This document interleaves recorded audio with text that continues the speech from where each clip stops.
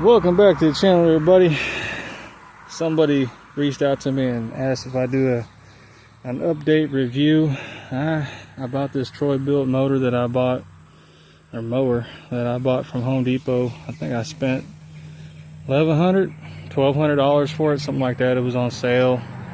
Last year's model, they couldn't get it running, had old gas in it, and a dead battery. So I got that going there at Home Depot and made sure it ran good, and it started right up after I put a new battery and gas in it there at the Home Depot and bought it for sale.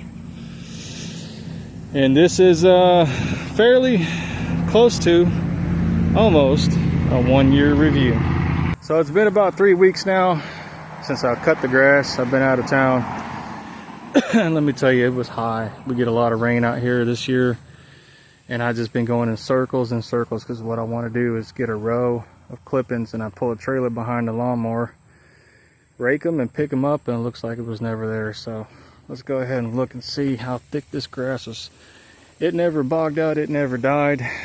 This grass was thick. The weeds were knee high. I mean, you could see there my foot's covered up in it. It's thick and it's bunched up all the way down. Just does a great job. Got no complaints about the mower. The rear axle isn't leaking.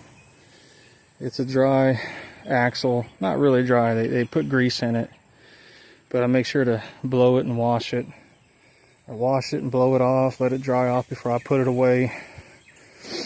The spindles don't have any grease certs. I haven't had any problem with them, mainly because I don't go through any standing water. Now, if you go through any standing water, those bearings eventually they'll get seized up, you know, so you don't want to do that. This is about the third set of blades, and it's not the mower's fault, it's the property's fault, because I got stumps and rocks, and I just, man, there's one mower blade, I hit a rock so damn hard it killed the motor instantly. It didn't break the spindle, which I thought it was going to do, and sheared off about 3-4 inches of the end of the blade. Like, just must have been a cheap Chinese blade, because I mean it whacked it off. And I've even bent like other blades that are straight, they're sitting down like that. I mean, I just beat on this thing out here. I mean, I got property way back in the back past them woods that I cut grass, and man, the spindles don't break. It's quite amazing. So I would have had already 2 or 3 spindles broken on my older mower before. So doesn't overheat. Change the oil twice a year, once in the middle of the year, and then another time as I put it away. Now that fuel tank, this is a 1-cylinder.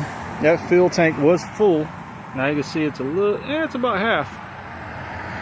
And I cut all this right here, but I was going real slow. I basically cut all this twice. So it's really good on gas, and it's really good on power. You don't really need a 2-cylinder. It didn't bog down cutting any of this grass.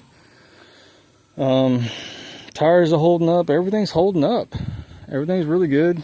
You know, I added this on here from my last mower. I like them. I did upgrade the battery to a bigger, heavier duty battery. I took out that tray, and this one fits right in there. I just made sure to put some rubber hose on there so it doesn't chafe the wire. And I put a light switch on here so I can kill the lights. I don't need to run the lights in the daytime, and I don't really mow much in the nighttime, so I don't even use them unless I have to. The switch is there. But I mean, everything has worked. Nothing's broken. There's one shield that came off the deck. I don't know why. It's weird. Maybe it vibrated off. See how you get this one here? Well, if you go over here, I ain't got one. It came off. I don't know what happened, but I'm like, whatever. You know. Here's the kicker with this mower. With that new battery, I put it away with new oil, you know, back in November, and I came back out for my first cut. What was it in? I don't know, March. It had been sitting for about 5 months, and I was thinking, oh, that battery's gonna be dead. Man, that sucker cranked right back up like boom, fast. You know, I was like, whoa, okay. I don't know. I mean, that's a good battery, but dang. Okay. So there's no parasitic loss on this one. But if you do leave it over the winter, you might want to disconnect the negative just in case there might be a parasitic loss. I don't know. There would be. But it's been a great motor. It tows a little trailer. Rides comfortably. The belt doesn't come off. Doesn't bog down. The steering's still straight. The hood's still there. Everything's good on this mower. So for a 42-inch budget motor or mower with a motor, I would give it a 9 out of 10. And the only reason why I wouldn't give it a 10 is because it didn't have deck wheels, like those anti-scalp wheels.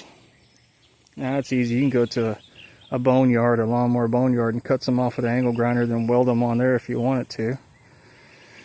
But you know, there was an adjustment I had to make to that front bar of the deck. It was getting loose, and it started to the deck was leaning to the right a little bit and scalping the right side. I just tightened it and it brought it up, and that went away. Obviously you don't see any scalps anywhere. Grass is cut even. So yeah, I would give this a 9 out of 10. Pretty trustworthy motor. Good mower. It goes up steep inclines like nobody's business. You know, I'm 235 pounds.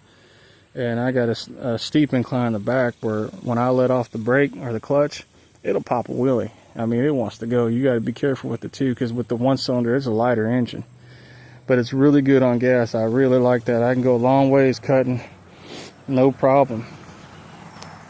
So, I would definitely recommend the Troy-Bilt Pony 7-speed. And let me tell you, 7-speed, you put it all the way up to 7, hold on, this sucker's going to take off. You know, I don't even cut that high. This stuff I was cutting on speed number 1. Then I'd come back and make a second pass like on 3 or 4. 5 is probably about the highest speed I take it. And 7 is like I'm just trying to get from point A to point B, not even cutting. So, good motor. Real good motor. Briggs & Stratton 1500. I did change the air filter last fall when I put it away. I got some of these with the pre-filter on there, so you can just take off the pre-filter, wash it, wring it out, put it back on, good to go. I put that fuel cut off and a fuel filter. Didn't have that, didn't have any of that when I got it. I went and put that on. The gas cap's nice because when you go too tight, it won't let you go any tighter. Perfectly fine. Doesn't leak oil. You know, I got 3.66 acres and probably about, it's at least 1.5 acres to cutting grass. And doesn't leak oil, doesn't overheat. You know, like I said, I'll wash it, dry it off, clean it up, and put it away for the next time. Just a really good mower. So would I recommend it? Hell yeah. If you're on a budget, you don't want to spend $4 or $5 grand for a zero turn. I understand that. You know, that's car money if you want to get a used car. So there's a review. Y'all have a good one.